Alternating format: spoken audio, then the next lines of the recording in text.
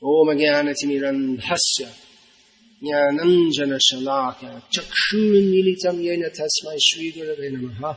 Reading from Srimad Bhagavad-gita as it is, translation and commentary by His Divine Grace A.C. Bhaktivedanta Swami Prabhupada, Chapter 5, Text 29. Bhoktarang yagya tapasam sarva loka maheshwaram suhridam sarva bhutanam nyatva mang shantim richati. Lord Krishna said, a person in full consciousness of me, knowing me to be the ultimate beneficiary of all sacrifices and austerities, the Supreme Lord of all planets and demigods, and the benefactor and well-wisher of all living entities, attains peace from the pangs of material miseries. Throughout Bhagavad-gita, Lord Krishna teaches how we can attain peace and happiness. And in this verse particularly, he very clearly states that there are just 3 points which need to be understood so that each person individually and the whole of human society can attain peace. And as Lord Krishna states elsewhere in Bhagavad-gita, Ashantasya kutas sukham, rhetorical question, that without peace, where is there happiness? We must have peace, otherwise we cannot be happy. And everyone wants to be happy. Every living being, not only the human beings, even the animals, they all desire happiness. Even the plants. If you put the plant, the house plant on the ledge, it will grow towards the sunlight. That means that the plant in its very restricted consciousness feels that I want to be in the light. So every living being has the propensity to want to be happy. And even someone who commits suicide, they misguidedly do so because they think that I shall be more happy by doing so than by living. So everyone wants happiness. Arjuna, he was asking Krishna that why should we have to fight? I don't think that any good can come from this. Good, what is the meaning of good? Good means a situation in which everyone can be happy. That is the highest benefit for everyone. And Lord Krishna explains the peace formula in this verse. Just 3 things to be understood, but they are revolutionary. And most people don't want to accept them because they have a perverted idea of what is happiness. The first point Krishna says here in this verse, Bhoktaram yagya tapasam, that Krishna says, I am the enjoyer of all yagyas, which means sacrifices, and tapasam, all austerities. So, yagya and tapasya, these are sacrifices and austerities. These are 2 major parts of Vedic culture that people perform sacrifices and austerities. But in terms of modern day life or day-to-day life, we can say yagya or sacrifice means any endeavor and the difficulties that are undertaken to execute that. Actually, Krishna is the enjoyer of everything. So this first point to be understood, that everyone, every living being in this material world desires happiness. But we mistakenly consider that we shall get happiness by enjoying myself. I shall make myself happy. And especially in the modern age where there's no sense of duty to others, just everyone is trying to be happy by the senses. Eat all different foods and have sex left, right and center like pigs and dogs and get more money for yourself. It's I, me and mine, the ahammameti society, just everyone for himself.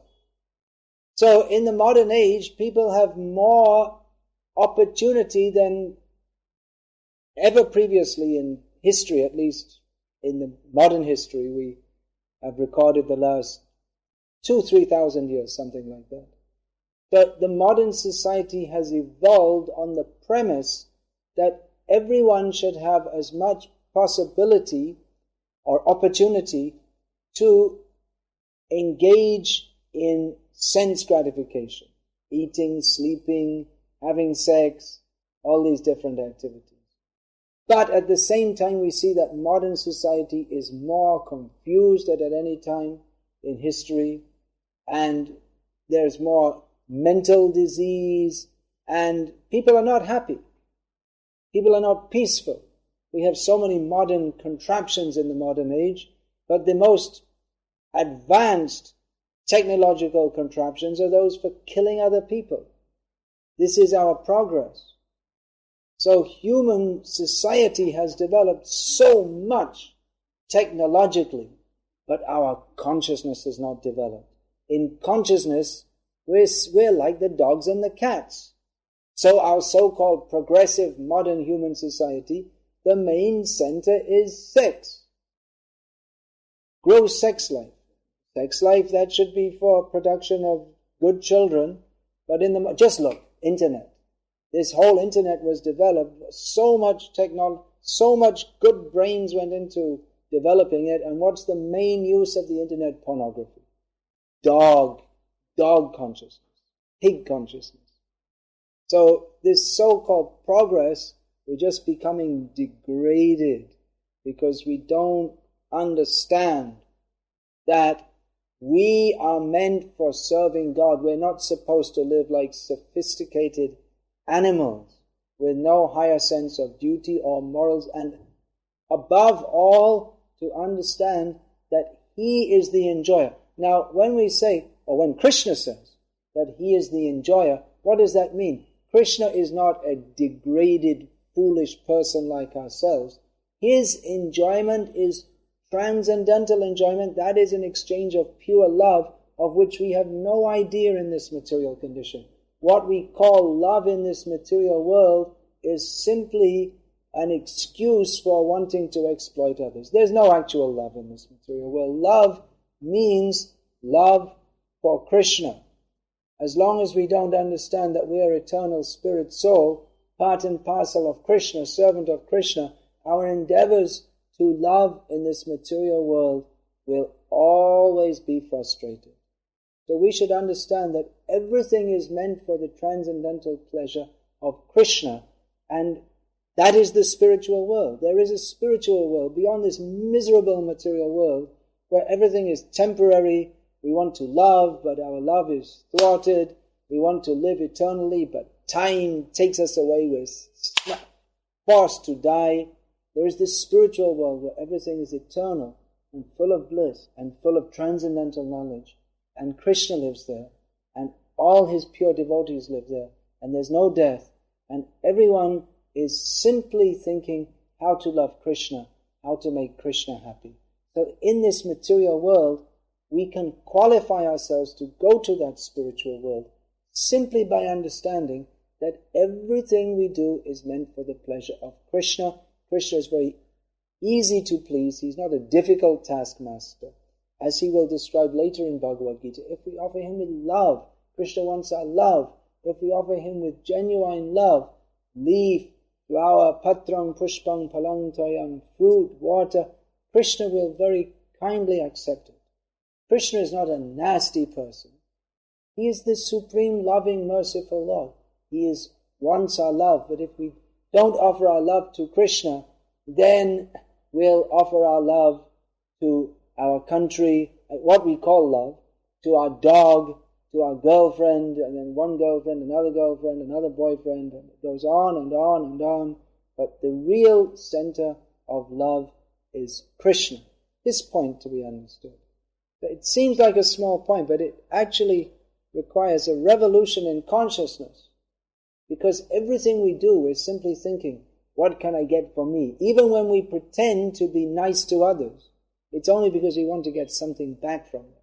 Love of Krishna is a completely different proposition, in which the devotee gives himself fully to Krishna with full faith that Krishna is my protector, Krishna is my maintainer, Krishna will look after me in all respects. And even if Krishna wants to crush me, not that Krishna ever does want to crush us, but the devotee is fully subservient to Krishna. Bhaktaram yagya tapasam sarva loka maheshwaram. Krishna is the controller of all the different planets. We're trying to be the controller. We think, I am the owner. This is my business. This is my property. This is my house. This is my car. This is my wife. Nothing belongs to us. We're all thieves. As long as we're thinking, this is mine, we're all thieves, because everything belongs to Krishna. We may be given something by him, but that we should use in his service. Just like you're sitting, watching your TV, and I'm sitting, you can't see it, but I'm sitting, looking at a TV camera. And this camera is pretty expensive. That money that was used to purchase that camera that's being used, that could be used for anything else, but it's being used, the high amount of money that was used to purchase this, it's being used for giving information about Krishna. So this is the proper use of everything. Everything should be used for Krishna. Don't think anything is mine. The richest man in the world leaves this world the same way that he came to this world, and the same way that the poorest man leaves this world, with nothing. When we leave this world, we may have millions of dollars, but we leave with nothing in our hands. The only thing that goes with us is our karmic reaction. Or, if we've developed bhakti for Krishna, that also goes with us. In other words, our activities, our thoughts, that is our bank balance for our future life. So, don't think that anything belongs to me. Everything belongs to Krishna. He may give us something, but we should use it in his service and not think that it is meant for my enjoyment. This is a thief's mentality. And Krishna, Suhridam Sarvabhutanam. Krishna is the friend of all living beings. That means that Krishna loves, it's not that Krishna loves some particular section of people and others not. It's not that Krishna loves Indians and he doesn't like Pakistanis. It's not that Krishna or God, he has the Jews as his special people and no one else is very special, or that he likes the Brahmanas and not others, or that he likes the Christians and everyone else should burn in hell, or any such thing. These are all very restricted ideas that God is favorable to any particular section of people. Krishna loves not only every living being, every jiva in a human body, but he also loves all the living beings. Not only in the human body is the Atma present, but Atma is present in all living beings, which is another reason why we should not whimsically kill animals for the pleasure of the tongue, because so much suffering is involved. Krishna doesn't like that. Krishna doesn't want that we shall kill our brothers in the animal forms of life.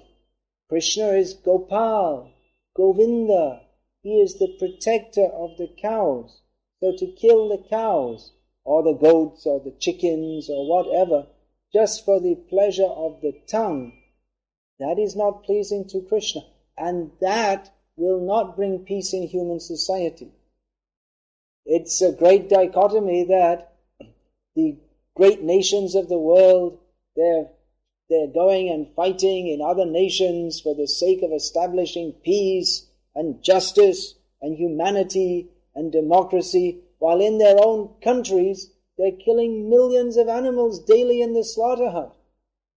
So how can there be peace in human society when we are making an atmosphere of violence? We don't see, we go in the shop and we purchase the meat. We don't, at least in the Western countries, everything goes on mechanically in the slaughterhouse, and you just see the piece of frozen meat in the shop. In India, the animal is slaughtered right there in the shop, and you see it being skinned in the shop, and there are millions of flies buzzing around it. But the animal, whether you see it being killed or not, is being killed. That is not pleasing to Krishna. He doesn't like that we shall inflict suffering on other living beings. Of course, even plants may be killed for eating, but mostly not, because the rice or the wheat, that plant, when it's harvested, it's already ripe. That means it's already dead, actually. And then the fruit you take from the tree, it doesn't kill the tree. The milk you take from the cow doesn't kill the cow. So, like this, the killing of animals, that is not going to bring... We cannot have peace in human society as long as there is mass, wanton slaughter of animals. Another reason is that it breeds a karmic reaction. If we're killing animals, then we shall have to be killed.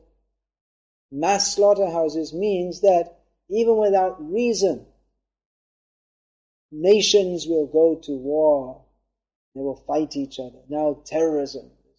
People are afraid of terrorism. It's horrible. With apparently innocent persons, they're just bombed.